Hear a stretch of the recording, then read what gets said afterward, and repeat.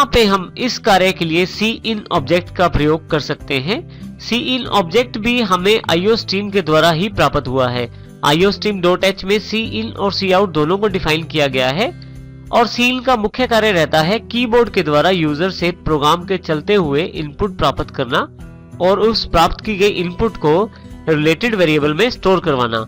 इसका अर्थ ये हुआ कि सी आउट का जो कार्य रहता है, जो आप मैसेज या वेरिएबल की वैल्यू प्रिंट करवाना चाहते हैं वो स्क्रीन पे प्रिंट करवाता है, जबकि सी एल का जो कार्य रहता है वो यूजर से इनपुट प्राप्त करके उसे वेरिएबल में स्टोर करना रहता है।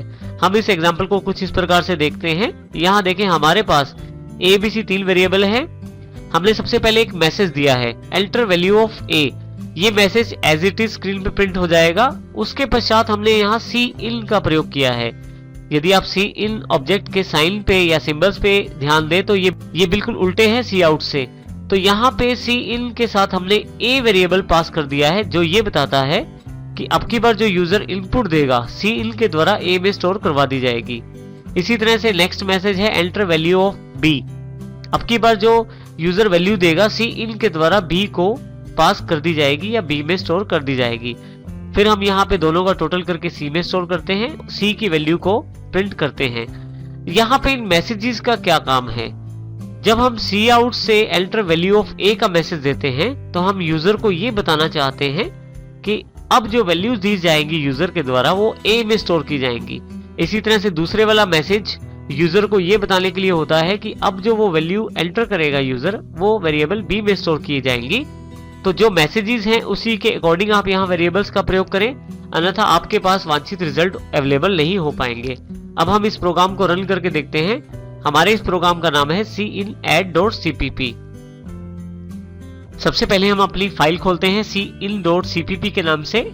इसके लिए आप फाइल को ओपन करने के लिए F3 शॉर्टकट का इस्तेमाल कर सकते हैं कंपाइलर में।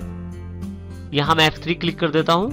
तो जैसे ही F3 प्रेस करता हूं मेरे पास नाम पूछा जाएगा। मेरी फाइल का नाम है cinadd.cpp। ओपन करते ही मेरे पास फाइल अवेलेबल हो जाएगी।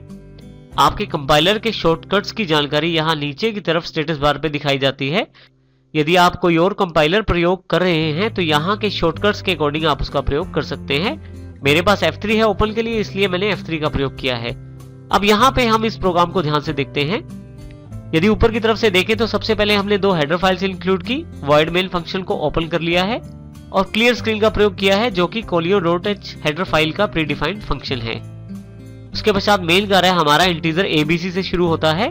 हमने 3 वेरिएबल डिक्लेयर किए हैं, तीनों की डेटा टाइप इंटीजर है, अर्थात इसमें न्यूमेरिक डेटा स्टोर किया जाएगा। इसी के साथ हमने यहाँ सबसे पहले एक मैसेज प्रिंट करवाया है cout enter value of A और इसको cin के द्वारा यूजर से प्राप्त किया है।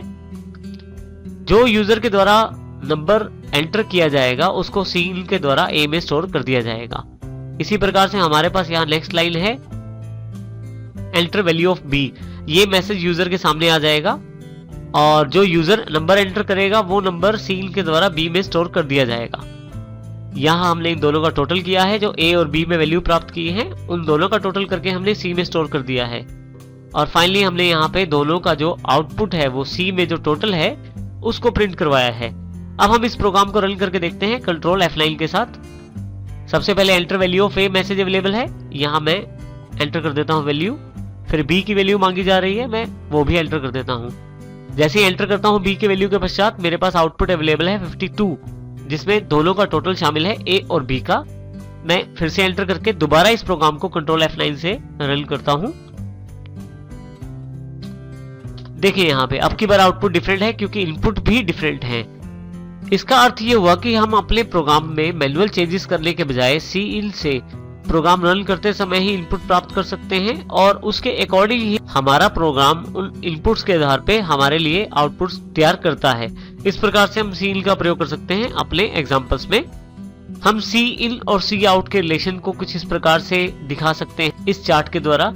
यदि आप यहाँ ध्यान दें तो एक प्रोग्राम cout से अपने मैसेजेस को या आउटपुट्स को स्क्रीन पे प्रिंट करवाता है, जबकि एक प्रोग्राम cin के द्वारा कीबोर्ड से इनपुट प्राप्त करता है। इस तरह से हम कह सकते हैं कि यूजर के द्वारा दी गई इनपुट्स को cin के द्वारा प्रोग्राम तक पहुंचाया जाता है और फाइनली प्रोग्राम उन इनपुट्स के आधार पर जो आउटपुट तैयार करता है उसको स्क्रीन पे पहुंचाता है cout की सहायता से।